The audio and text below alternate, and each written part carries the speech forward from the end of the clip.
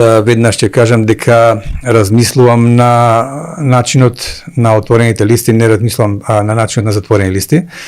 Односно, по принципот на затворени листи, токму тоа и се случува, значи некој кандидира, некој за да расцепка гласови, за да не му даде на некој доволно број за да влезе во втори круг и така натака. Како гума за спасување на... Да, додека јас воопшто не размислувам така, јас мислам дека не би требало да биде никаков проблем кои партии, колку кандидати, какви кандидати ќе кандидираат на било кое место во избирачко место во Македонија или било која изборна единица, затоа што сметам дека сите партии треба да бидат еднакви, не само по финансирање, него со отворените листи се гледа само кој е квалитетен кандидат. Значи воопшто не е битно, јас тоа не постои, мислам, за мене, извини, се поништува тој израз македонски партии, албански партии и така натака кандидат. Едноставно тоа се партии со своја програма, со своји имиња и тие партии треба да имаат најквалитетни кандидати, најквалитетни луѓе кои членови.